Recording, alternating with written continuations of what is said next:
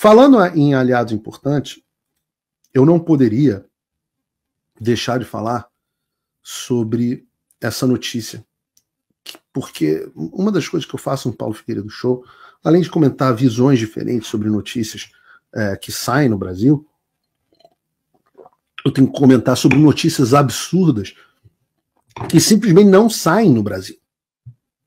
Eu não vi em lugar nenhum. Porque ontem, o subcomitê sobre a pandemia do coronavírus da Casa dos Representantes dos Estados Unidos, o Congresso americano, divulgou um relatório sobre a pandemia e sobre as lições aprendidas e os caminhos a serem seguidos. São 513 páginas de conteúdo, 513 páginas de conteúdo sobre tudo o que você pensar relacionado à pandemia.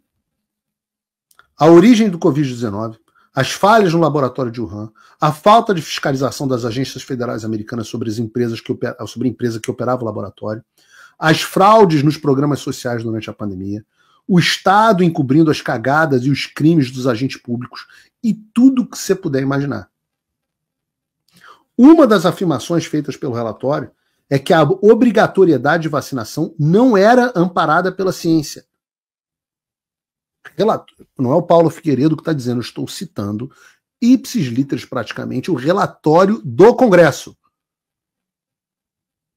Vocês lembram que todos os que falavam sobre isso eram negacionistas, né?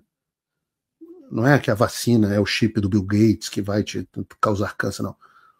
Vejam só o que diz o texto do relatório. Embora os 5 principais mandatos federais de vacinação contra a Covid-19 já tenham sido revogados, anulados ou encerrados de outra forma, ou seja, foi tudo para o espaço aquela obrigatoriedade, suas consequências permanecerão por muitos anos. Os mandatos de vacinação contra a Covid-19 fizeram com que pessoas perdessem os seus meios de sustento, esvaziaram as forças de trabalho nos setores de saúde e educação, reduziram a prontidão e o recrutamento militar, provocaram hesitação em relação às vacinas, que é muito importante, as pessoas ficaram assustadas se era obrigatório, diminuíram a confiança na saúde pública, violaram liberdades individuais, aprofundaram divisões políticas e interferiram na relação entre pacientes e médicos. Não é o Paulo, é o Congresso americano. Além dessas consequências severas, a base científica dos mandatos de vacinação contra 2019 era altamente questionável. Os mandatos ignoraram a imunidade natural, a obrigatoriedade, né? Ignoraram a imunidade natural. Quanto que a gente falou disso no ar, meu Deus? E era chamado de fake news pelo consórcio. A estratificação de risco dos vírus. Caramba, quanto que eu falei disso. Os riscos de eventos adversos associados à vacina, que eles diziam que não existia. Está tudo documentado.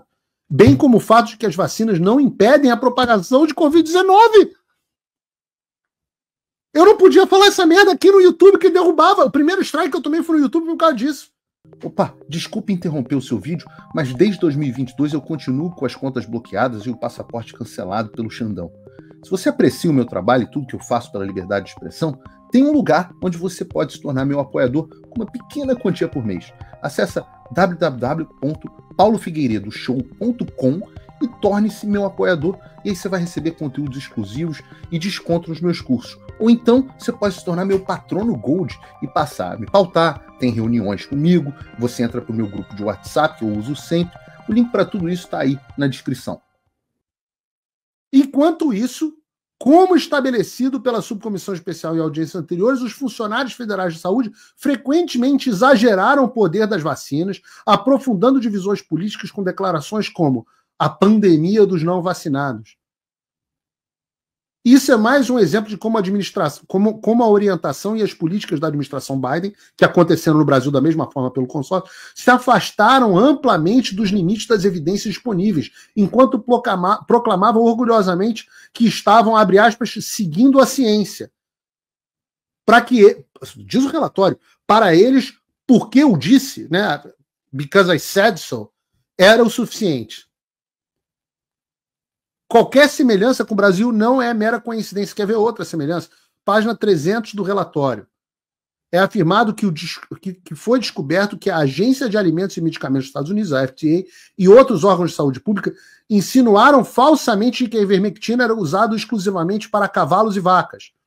Eu lembro do filho da puta do eunuco invertebrado que ficava dizendo, junto com os outros do consórcio, o remédio para gado, remédio para cavalo, sei lá o que ele dizia.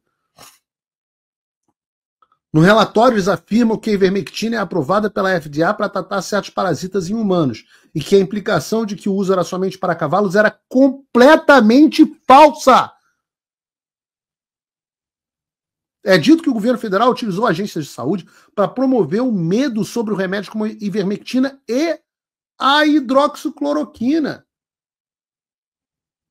Vocês lembram de alguém mais que afirmava que ivermectina e hidroxicloroquina não era para ser tomada? Que ia matar, etc. Olhem, por exemplo, essa reportagem do Estado de Minas. YouTube vai proibir vídeos que recomendam cloroquina e ivermectina, entenda. Reportagem da BBC.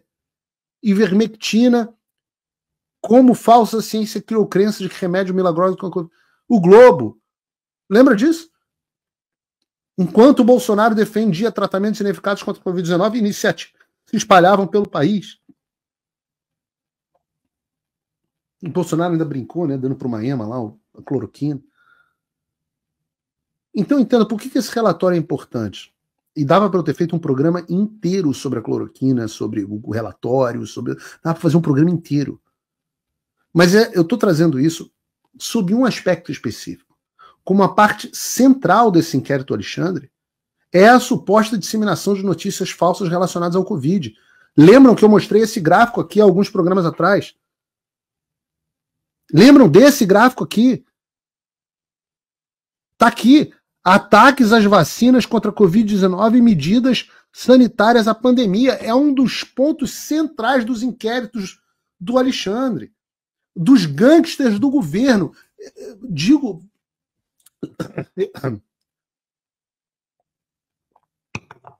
Repito, leiam o Government Gangsters do novo diretor do FBI nomeado pelo Trump, Kash Patel. Leiam o livro. Porque são os gangsters do governo do Brasil e dos Estados Unidos. Vejam o grau de doença mental. É uma doença mental dessas pessoas. Doença mental mesmo. Pessoas que usaram um problema real de saúde pública como ferramenta para censura e perseguição de oposição política. Essas pessoas aqui, esses desgraçados gangsters do governo dentro da Polícia Federal. Enquanto tinha, vovó morrendo, pais de família morrendo por causa dessa doença, pessoas tendo a sua vida arruinada, seus empregos, seus comércios, seu estado psicológico, adolescentes, crianças tendo seu desenvolvimento atrasado, adolescentes em depressão, esses caras, pessoas mergulhando em drogas, em álcool. Esses caras estavam transformando doença em arma política. E eu volto a dizer aqui, eu não estou falando só de Alexandre.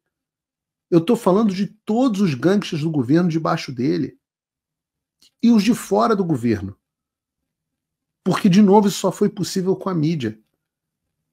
Então, leiam esse relatório. Manda para mim, por favor, de novo, o link, João, que eu vou botar no meu Twitter para quem tiver VPN. Acabou tudo que eu já entreguei, mandei isso inclusive para a defesa do Bolsonaro, para a defesa das pessoas. Quando fosse defender desse aspecto, simplesmente anexa o relatório do Congresso americano. Aí fala, discute com o Congresso, pô. Quem é o STF? Tem mais autoridade que o Congresso? Não. Ninguém mais cai nessas balelas.